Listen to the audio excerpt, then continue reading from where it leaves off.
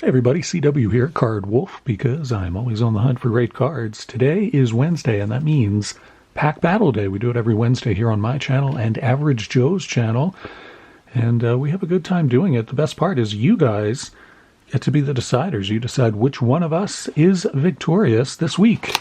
We are once again, and for the last time, opening some Leaf 1993. We have, this is a box that is Series 2, but we have 2 packs of Series 1 left and 2 packs of Series 2. Joe graciously provided all of these packs that we have opened over the last couple of years. We just do it every now and then on our pack battles. It's sort of just a product that we both like a lot, and we thought we would just kind of have it in reserve whenever we felt like we wanted to open it. And this week we just had a couple packs left of each, so we thought, let's finish this out, and then we'll figure out what our next in reserve box will be. I'm not sure, but I think it's my turn to choose, so I'll have to find one that I can split with Joe.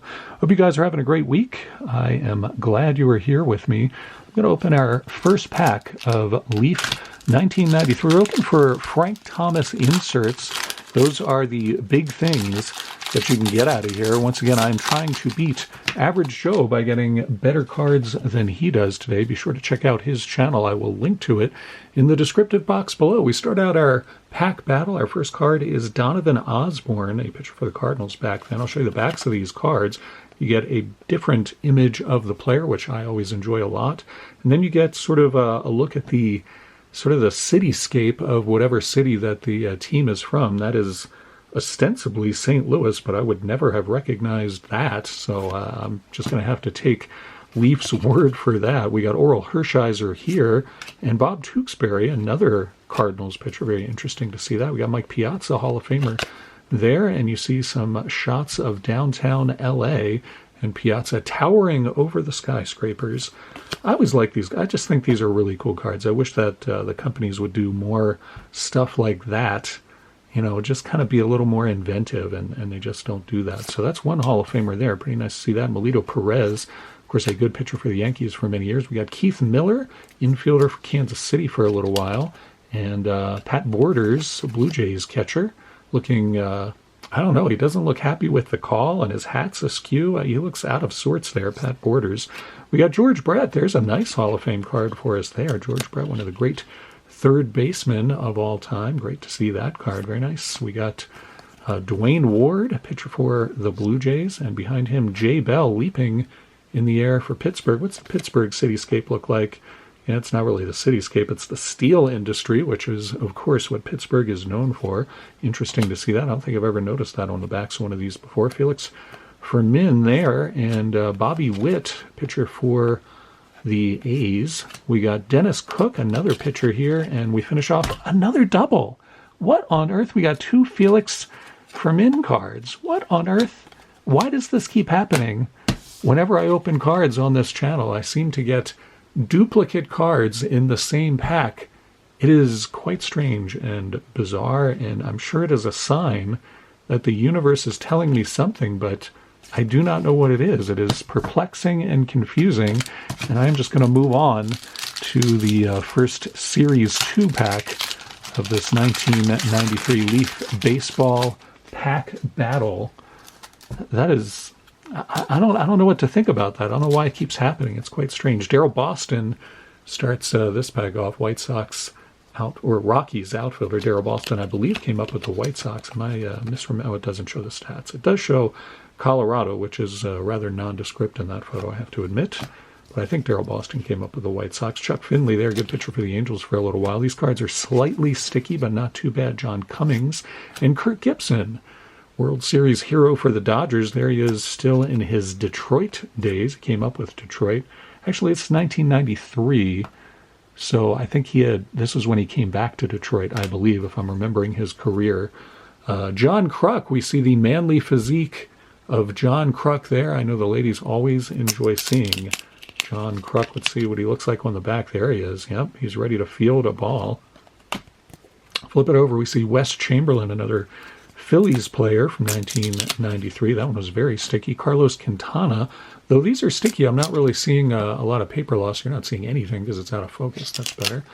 You got Gary Reedus, who himself came up with Cincinnati, if I'm remembering correctly, and then he kind of was a journeyman player for a little while. But he was a good young player. When he first came up, a lot of people thought he was going to do some pretty sensational things. Another Rockies player there, Eric Young and Jeff Gardner for San Diego. We have Bill Spires, Brewers infielder for several years, and Lonnie Smith, good player who was in the league for a long time. Lonnie Smith had a good career with Philadelphia, and then he went on to some other teams. There he is with Pittsburgh. We got John Orton, catcher for the Angels, and he is stuck to our last card, which is Wally Joyner, the former Rookie of the Year, sliding into what looks like third base for Kansas City. Wally Joyner came up with the Angels, won Rookie of the Year, and was a good player. He was a good player. He just wasn't the kind of sensational player that his rookie season had people thinking that he would be. Is Wally Joyner's fate there. We go back to a Series 1 pack, our last Series 1 pack of this battle, our last Series 1 pack of that great big box of cards that Average Joe sent me. Brian Harper trying to catch the pop-up fly there. We got Scott Cooper, and behind him Carl Willis. So far, still just 2 Hall of Famers. Matt Young, he's grimacing. I don't know, maybe he's just pulled a groin muscle there. Matt Young looks very uncomfortable pitching for the Red Sox, the green monster in the background there. You can see that big expanse. Mike Gallego for the Yankees, and then these are backwards for some reason. That's kind of weird. I don't remember there being a lot of backwards cards in these packs. Oh, I see. We got a Frank Thomas insert in there. We'll put that last. We get Mike Piazza again. What is going on with the duplicate cards? I mean, 2 packs of Series 1, and we get 2 Mike Piazza cards. Right behind him is another Hall of Famer, however. It's Fred McGriff. Very nice to see the crime dog there show up for us during his Padres days. That's a nice pull. Vince Coleman, the speedster, who came up with St. Louis. There he is during his Mets days. Mark Lemke and Chris Nabholz, who I do not remember at all. Apparently he pitched for Montreal. Chris of the Montreal Nabholzes. That is a name I do not remember and probably would if I had ever heard it. Frank Seminara and Greg Colburn running the bases for Montreal as well. Greg Harris, and there's our Frank Thomas insert. Pretty awesome to get one of those. That is the way that they did these, a bunch of Frank Thomas cards, and they put Frank at the bottom, and then they'd have an adjective in that little box. You can see this one is aggressive, which, I don't know, I think people think of that as kind of a negative thing to say about somebody. If you call them aggressive today, people don't necessarily think of that as like an attribute. They think of that as, maybe, he's too aggressive or whatever. But in any event, back in 1993, it was a compliment. And there is a very nice Frank Thomas insert card. That's one of the best things you can really pull out of these Leaf packs. So I feel pretty good about that. Go to our last pack. It is a Series 2 pack as well. And these are a little bit sticky, but we'll get through them. If you're enjoying this video, please hit the thumbs up button. It helps out the channel a lot, and I certainly appreciate it. Eric Karros here first on top. Robbie Alomar, who I believe is another Hall of Famer. It looks like he lost his bat there.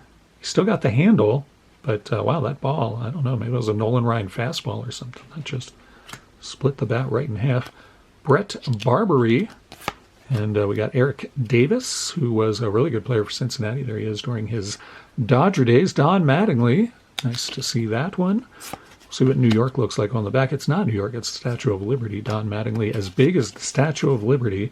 Kevin Mitchell, great Giants player for many years. There he is with the Reds. Kevin Mitchell, really good slugger. Dante Bichette. And we got Barry Bonds, another great Giants player there. Barry Bonds looks like he's coming in for a landing. He's got his arms out like a 747. Barry Bonds. And who's this? Rob Dibble, who was one of the nasty lads. I know. Another Barry Bonds. What is up with the duplicates? This keeps happening. We get 2 Barry Bonds here. I don't even know what is going on. Of course, we have to get a checklist card. We had not gotten one yet. And if it's a Card Wolf rip, we seem to always get a checklist. Who is that? That is someone shouting. He looks, I don't know if he's angry or if he's just been perhaps hit in the private parts by the person sliding into second base there, but he looks in either tremendous pain or he's angry. I'm not sure which one it is, but I don't know. I don't know who that is. Is that, I can't guess who that is. You think they would put the name of the player either separately on the card or they bold it or something, but they did not do that. And so you guys can tell me who you think that is. 1993 is the year we're looking for, and that's a Red Sox infielder. Here's another Hall of Famer for us. Nice to see that. Alan Trammell, the great infielder for the Tigers. Let's see what Detroit looks like. Yeah, I guess that's Detroit. We got Pete O'Brien here for Seattle. Pete O'Brien always looked like a school teacher to me. See what you think. Pete O'Brien looks like the guy who is teaching you like economics or government or something like that, or maybe, I don't know, I can't get him in focus either. So my camera has now gone completely crazy, and it's just not wanting to go into focus. Let's see if we can find him. Nope.